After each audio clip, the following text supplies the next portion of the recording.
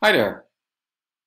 In this week's online lecture, we're going to explore how it is that the digital and the physical worlds meet, how they are actually closely connected to each other and not standalone universes. Before going there, it's important to just take a quick step back and realize what it is that any business tries to accomplish. First and foremost, people need to know who you are. Before they can come to you, can come to your shop, come to your website, come to your app, they need to know who you are. When they know who you are, they can also start to come to you. And when they come to you, your next step is that you want to convert them into clients. You want them to start buying things from you. And when they start to buy things, the next thing that you want is that you want them to spend more money with you, so that they're not just buying that one product, but that they're going to start to buy more from you. And that could be either when they visit you for the first time, but you also want them to come back. You want them to continue to buy products from you, and as such become loyal customers to you. To be able to get there, it is important to understand the journey that customers go through. How do they come even aware of you and your products? How is it that they are considering their options? How are they evaluating the ultimate options that they have on what to buy? How are they that they will eventually come to buy something from you? You can see on the far right here the ultimate transaction. And then as you go through, enjoy the product, like it, hopefully become an advocate, that you start to explain to others and recommend to others that this is a product you have to buy, or this is a place where you should buy your products, so that ultimately people bond with you. And why that is important is that because the next time they need a similar product, or next time they are looking for a similar kind of shop that you are having, they're not going to consider other options, but they're going to come straight to you. And when that happens, you have caught them, if you will, in the loyalty loop. And why that is important, you've learned in the first year. A loyal customer is 5 to 10 times more profitable than a new customer. Because that new customer, you need to spend a lot more time and effort, and thus money, in getting them to come to you. In doing that, in taking people through that customer journey, your aim is to have that process to be as smooth, as seamless as possible. And often that is referred to as a true omni-channel experience. An experience where all the various touch points that people have are seemingly interacting with each other, whether that is in the physical world or in the digital world.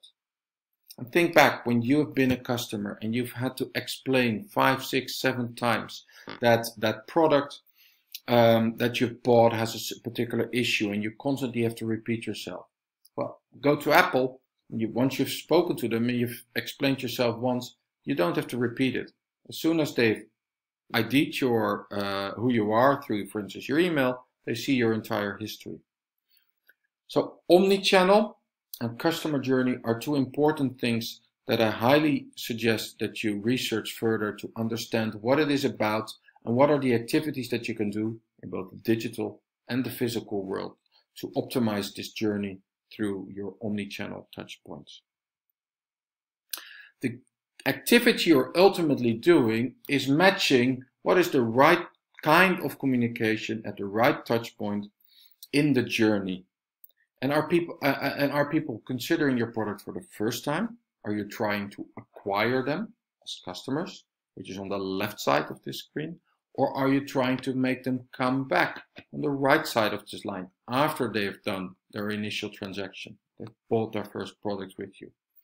And how you interact and how you communicate with customers before and after they have become a customer to you could be significantly different. Think back for yourself on products that you've bought recently, where you've bought them, where it was a product that you've bought for the first time versus something you've bought before. Is that the same process? Is it different? Are you looking for the same information or for different information? Are you using the same touch points or are you using different touch points? think back about a couple of those instances and maybe even discuss them with some of your classmates to see, well, what are those differences and what does that mean for the company that I am looking at. In that process, you need to decide what kind of content, how is it that I'm interacting with the customer? So what is it that they will experience in terms of content? In what format? Website, text, photo, video, direct interaction, so on the phone or face-to-face, through a bot, etc., etc. At what platform? Online, social media, face-to-face, on the phone, etc. At what point in time? When in the journey are you interacting in what kind of way with your customers? And with what frequency? You want to make sure that you are seen enough so that you are at right at their state, you're right there at their state of mind, and that they are fully considering you as an option. But also think back, you visited that website, and then the next time you go online, you use your social media, you get to see all these ads of that website that you just visited, and how annoying that can be. So you have to find the right balance between frequent enough, but not that frequent and not that disturbing in the experience to people that it actually starts to annoy people. Most important of all is, what is your objective? Why is it that you're making that ad, making that Facebook post, designing that page on your website, having them come to a physical place rather than a digital place? So all these things are really important when you start to think about your communication strategy and your creative execution. To prepare yourself for all of that, the business model canvas proves to be a very valuable tool to understand what is the objective and who are you interacting with. Think a little bit back when you are a painter. When you start to paint, you start with a blank canvas. Think of a business model canvas as the painting, the picture of your company.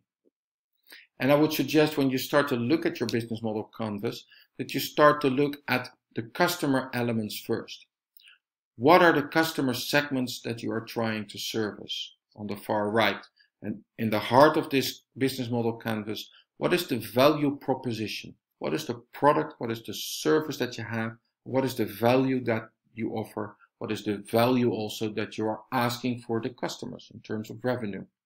And from that, you can start to think about, what are the customer relationships that I will build, and where will I build them? Physical versus digital, website versus social media, and any other kind of platform that you can think of. Which are your channels? So where is it that I'm interacting with the people? When you know all of that, you're getting a sort of an estimate for, okay, this is the revenue potential at the bottom right. This is what I can get in terms of revenue. And as such, what is the cost base that I can afford myself given the revenue streams that I am expecting? And from there, you can start to look at, okay, what does that mean for the resources, the people, the equipment, the tools that I need to conduct my business? And what is it that we're actually going to do? What are the activities that we do that provide value to the customers?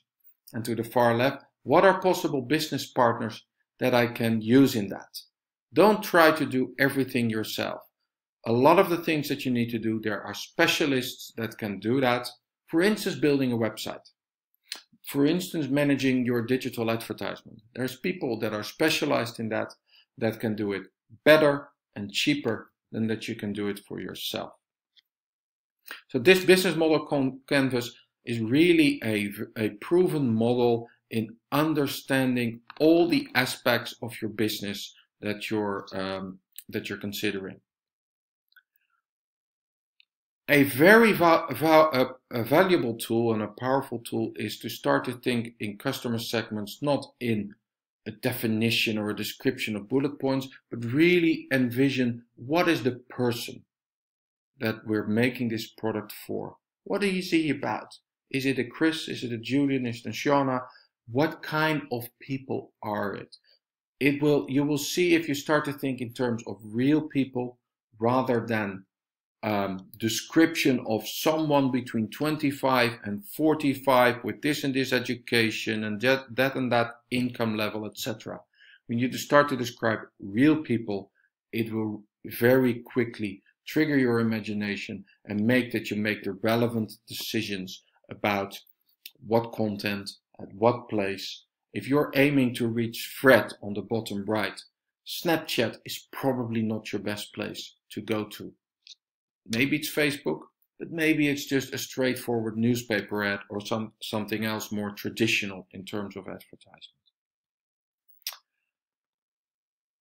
Often you hear people with a web shop saying that the real store is sort of their competition, or that people in physical stores find it frustrating that people come to their store, try the shoes, and then order them someone else. That last thing, coming to a store and then order it online, is called showrooming. And the reverse, where you do your online research and then you start to buy it in a physical shop, is web rooming.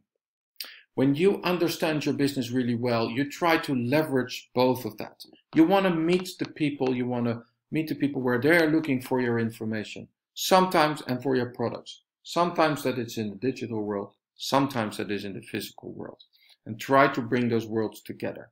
That is what Amazon is doing. That is why they are opening shops. That is why Coolblue is opening shops. But that is also why other retailers that have started in the shopping street are increasingly building a presence online.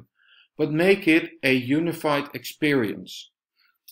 A couple of weeks ago, I had ordered something with Superdry online, brought to my home, didn't like it, wasn't exactly the right size. So I went to a Superdry store here in The Hague. And guess what? They didn't want to help me because I had bought it online and not at their shop, even though it was a Superdry branded shop.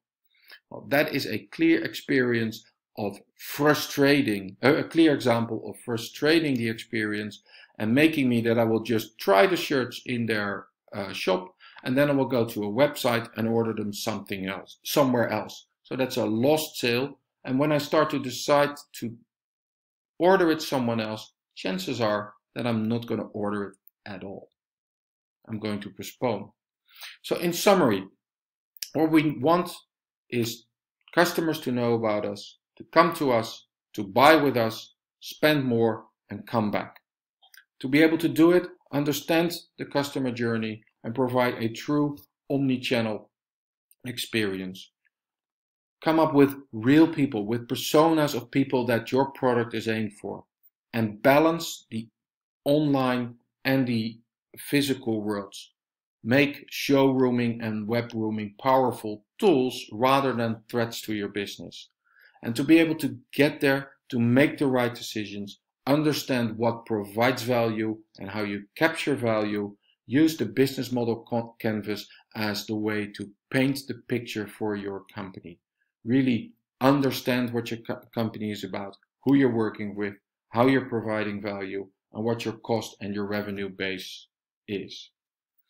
When you use this in finalizing your submissions for later on, I'm pretty sure that we're going to see very strong and very successful submissions coming our way.